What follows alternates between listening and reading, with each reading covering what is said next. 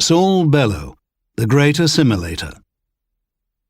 Review of Saul Bellow's novels 1944 to 1953.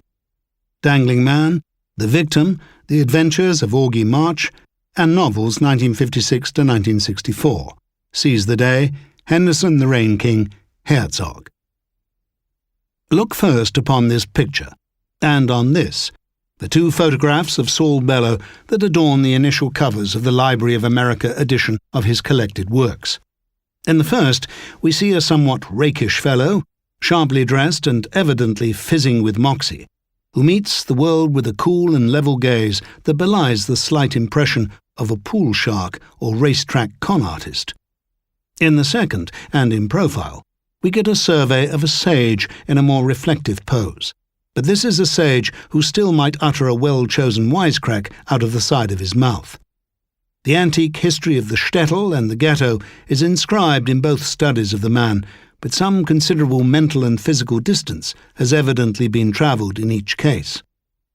At Bellow's memorial meeting, held in the Young Men's Hebrew Association at Lexington Avenue and 92nd Street 2 years ago, the main speakers were Ian McEwan, Jeffrey Eugenides, Martin Amis, William Kennedy and James Wood, now the editor of this finely produced collection. Had it not been for an especially vapid speech by some forgettable rabbi, the platform would have been exclusively composed of non-Jews, many of them non-American. How had Bellow managed to exert such an effect on writers almost half his age, from another tradition and another continent? Putting this question to the speakers later on, I received two particularly memorable responses. Ian McEwan related his impression that Bellow, alone among American writers of his generation, had seemed to assimilate the whole European classical inheritance. And Martin Amis vividly remembered something Bellow had once said to him, which is that if you're born in the ghetto, the very conditions compel you to look skyward, and thus to hunger for the universal. In The Victim, the Jewish son of an anti-Gentile and ghetto-mentality storekeeper is being given a hard time by an insecure and alcoholic wasp. "I'm a fine one to be talking about tradition," you must be saying, admits the latter. "But still I was born into it, and try to imagine how New York affects me. Isn't it preposterous? It's really as if the children of Caliban were running everything. You go down in the subway, and Caliban gives you 2 nickels for your dime. You go home, and he has a candy store in the street where you were born. The old breeds are out. The streets are named after them. But what are they themselves? Just remnants. I see how it is. You're actually an aristocrat," said Leventhal. "It may not strike you as it struck me," said Albee, "but I go into the library once in a while to look around, and last week I saw a book about Thoreau and Emerson by a man named Lipschitz. What of it? A name like that?" Albee said this with great earnestness. "After all, it seems to me that people of such background simply couldn't understand." Remember that when Bellow was growing up, Lionel Trilling could be sacked from a teaching post at Columbia on the grounds that a Jew could not really appreciate English literature. Recall also the exquisite pain with which Henry James, in the American scene in 1907, had registered the whole hard glitter of Israel on New York's Lower East Side, and especially the way in which Yiddish-speaking authors operated the torture rooms of the living idiom. Bellow in his time was to translate Isaac Bashevis' Singer into English, and the love song of J. Alfred Prufrock into Yiddish. But it mattered to him that the ghetto be transcended, and that he too could sing America. The various means of this assertion included pyrotechnic versatility with English, a ferocious assimilation of learning, and an emphasis on the man of action as well as the man of reflection. If you reread Bellow's fiction in this light, you will, I think, be sure to find these considerations recurring to you. As early as the text of Dangling Man, there are fairly effortless references to Goethe, Diderot, Alexander the Great, Measure for Measure, Machiavelli, Berkeley, Dr. Johnson, Joyce, Marx and Baudelaire. The novel contains in parallel a replication of Bellow's own life experience as a slum kid, as an illegal immigrant from Quebec, and as an aspirant member of the United States Armed Forces. A much later short story, Something to Remember Me By, sees a young Jewish boy being rolled by a whore and saved by the sordid denizens of a Chicago speakeasy, but depicts the kid as distressed most of all by the loss of a torn book that he had bought for a nickel. All around him are people who have become coarsened and street-smart, but this variety of common wisdom is to be despised as too cheaply bought. When I think of Bellow, I think not just of a man whose genius for the vernacular could seem to restate Athenian philosophy as if run through a Damon Runyon synthesizer, but of the author who came up with such graphic expressions for vulgarity and thuggery and stupidity, the debased currency of those too brutalized to have retained the capacity for wonder. A goon's rodeo is Augie March's description of a saturnalia of the mindless. The moronic inferno, apparently annexed from Wyndham Lewis, is the phrasing that occurs in Humboldt's Gift. Moral buggery is the crisp summary of New York values in Dangling Man. Best of all, in a confrontation between a thoughtful person and an uncivilized one that also occurs in Humboldt's Gift, is the dawning recognition that the latter belongs to the mental rabble of the wised-up world. The narrator of Dangling Man states it shortly. Most serious matters are closed to the hard-boiled. They are unpracticed in introspection and therefore badly equipped to deal with opponents whom they cannot shoot like big game or outdo in daring. The hard-boiled are compensated for their silence. They fly planes or fight bulls or catch tarpon, whereas I rarely leave my room. Yet Bellow by no means dismisses the Hemingway style as easily as that. Several of his heroes and protagonists, including the thick-necked Henderson, rise above the sickly and the merely bookish. They tackle lions, and in the case of Augie March, a truly fearsome eagle. They mix it up with revolutionaries and bandits and hardcore criminals. Commenting on Socrates' famous dictum about the worthlessness of the unexamined life, the late Kurt Vonnegut once inquired, "What if the examined life turns out to be a clunker as well?" Bellow would have seen, and indeed did see, the force of this question. Like Lambert Strathers in The Ambassadors, his provisional answer seems to have been, "Live all you can, it's a mistake not to." And the tough guy Henderson, so gross and physical and intrepid, and so inarticulate when he speaks, yet so full of reflective capacity when he thinks, cannot repress his wonder when flying. He keeps pointing out that his is the first generation to have seen the clouds from above as well as below. What a privilege! First people dreamed upward, now they dream both upward and downward. This is bound to change something, somewhere. Eric Fromm once gave a course at the New School on the struggle against pointlessness, and one wonders whether Bellow heard of or took this class.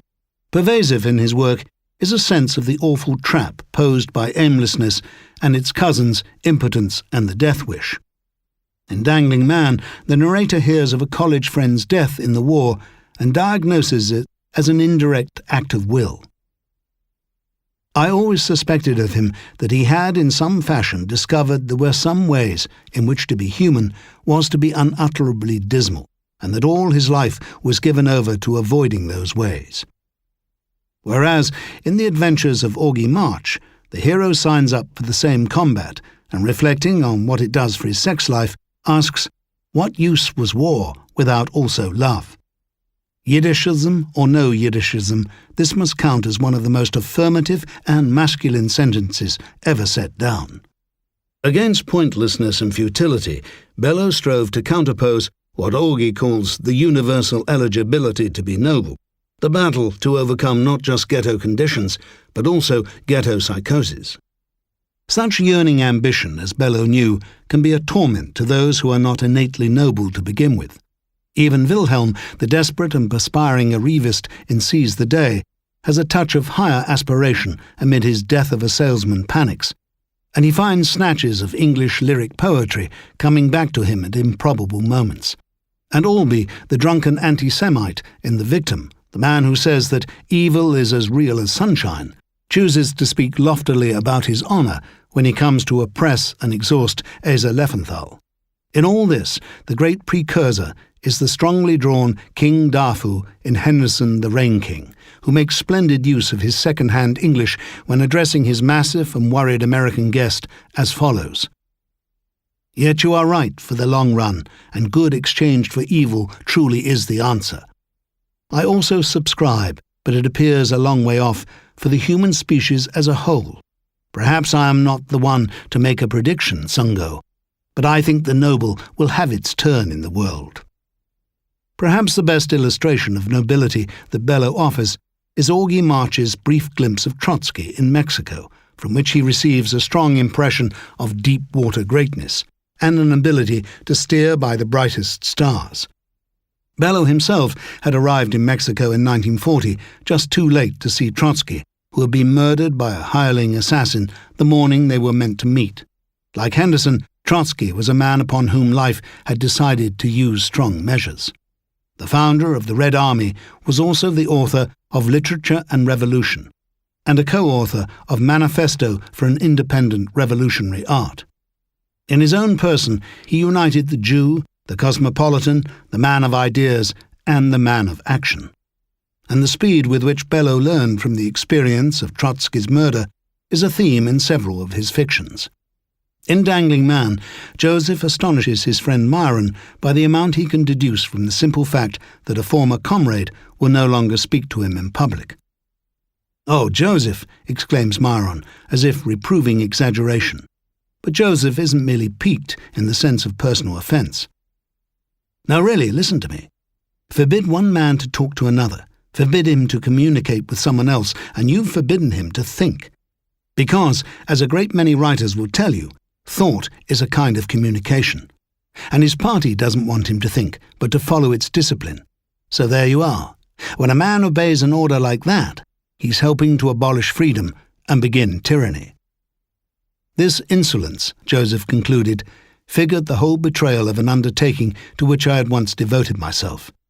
And who is to say that Bellow selected the wrong microcosm of trahison?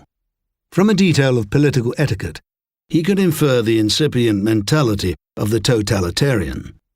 His life as a public intellectual is sometimes held to have followed a familiar arc or trajectory, that from quasi-Trotskyist to full-blown neocon. And of course it is true that the earlier novels contain portraits of members of the partisan review group from Delmore Schwartz to Dwight MacDonald, whereas the final novel, Ravelstein, features an affectionate portrayal of Alan Bloom, whose Closing of the American Mind Bellow had helped make into a bestseller, and even of Paul Wolfowitz during the intra-Washington struggle over the Gulf War in 1991. Vladimir Nabokov, Hurricane Lolita. Review of Lolita by Vladimir Nabokov and the annotated Lolita edited by Alfred Appel, Jr. The Atlantic, December 2003. In Azar Nafis's Reading Lolita in Tehran, in which young female students meet in secret with Xerox copies of Nabokov's masterpiece on their often chaste and recently chadored laps, it is at first a surprise to discover how unscandalized the women are. Without exception, it turns out they concur with Vera Nabokov in finding that the chief elements of the story are its beauty and pathos. They identify with Lolita because they can see that she wants above all to be a normal girl child. They see straight through Humboldt because he's always blaming his victim and claiming that it was she who seduced him. And this perspective, such a bracing change from our conventional worried emphasis on paedophilia, is perhaps more easily come by in a state where virgins are raped before execution because the Quran forbids the execution of virgins, where the censor cuts Ophelia out of the Russian movie version of Hamlet, where any move that a woman makes can be construed as lascivious and inciting, where goatish old men can be gifted with infant brides, and where the age of consent is more like 9. As Nafisi phrases it, this was the story of a 12-year-old girl who had nowhere to go. Humboldt had tried to turn her into his fantasy, into his dead love, and he had destroyed her. The desperate truth of Lolita's story is not the rape of a 12-year-old by a dirty old man, but the confiscation of one individual's life by another. We don't know what Lolita would have become if Humboldt had not engulfed her. Yet the novel, the finished work, is hopeful, beautiful even, a defence not just of beauty but of life. Warming up and suddenly inspired, I added that in fact Nabokov had taken revenge on our own solipsizers, He had taken revenge on the Ayatollah Khomeini.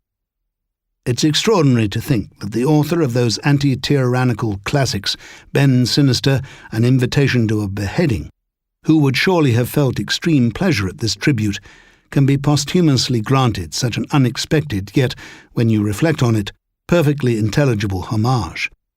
In his own essay on the fate of Lolita, Nabokov recalled a publisher who warned him that if he helped the author to get it into print, they would both go straight to jail. And one of the many, many pleasures of Alfred Appel's masterly introduction and annotation is the discovery that Nabokov did not realize that Maurice Sherodius and the Olympia Press were specialists in, well, shall we just say, erotica, when he let them have the manuscript. The shock and awe surrounding its publication were later well netted by the great lepidopterist in one of John Shade's cantos in Pale Fire. It was a year of tempests, hurricane. Lolita swept from Florida to Maine. Innocence of that kind is to be treasured. And innocence, of course, is the problem to begin with. If Dolores Hayes, whose first name means suffering and grief, that dolorous and hazy darling, had not been an innocent, there would be nothing tragic in the tale. Azar Nafisi is someone who, in spite of her acuity and empathy, fails what I call the Martin Amis test. Amis once admitted that he had read the novel carefully before noticing that in its foreword, written not by the unreliable Humboldt, but by John Ray Jr., Ph.D., we learn that Lolita has died in childbirth. She's over before she's begun. That's where the yearning search for a normal life and a stable marriage got her. I fear that the young ladies of Tehran missed that crucial, callous post-date update sentence as well. Then we must approach the question of how innocent we are in all this. Humboldt writes without the smallest intention of titillating his audience. The whole narrative is, after all, his extended jailhouse, madhouse plea to an unseen jury. He has nothing but disgust for the really pornographic debauchee Quilty, for whose murder he is being confined. But he does refer to him as a brother, and at one point addresses us too as reader, brooder, which is presumably designed to make one think of Baudelaire's address of Les Fleurs du Mal to hypocrite lecteur, mon semblable, mon frère. I once read of an interview given by Roman Polanski in which he described listening to a lurid radio account of his offence, even as he was fleeing to the airport. He suddenly realized the trouble he was in, he said, when he came to appreciate that he had done something for which a lot of people would furiously envy him. Hamlet refers to Ophelia as a nymph. Nymph, in thy orisons be all my sins remembered. But she is of marriageable age, whereas a nymphette is another thing altogether. Actually, it's impossible to think of employing Lolita for immoral or unsavoury purposes, and there is now a great general determination to approach the whole book in an unfussed, grown-up, broad-minded spirit. Do not misunderstand me, said Amos Pear when he reviewed the first edition, if I say that one of the troubles with Lolita is that, so far from being too pornographic, it is not pornographic enough. When he wrote that, his daughter Sally was a babe in arms, and now even those innocuous words seem fraught with implication. This doesn't necessarily alter the case, but neither can I forget Sally's older brother, who wrote, Parents and guardians of 12-year-old girls will have noticed that their wards have a tendency to be difficult. They may take Humboldt's word for it that things are much more difficult, are in fact entirely impossible, when your 12-year-old girl is also your 12-year-old girlfriend. The next time that you go out with your daughter, imagine you are going out with your daughter.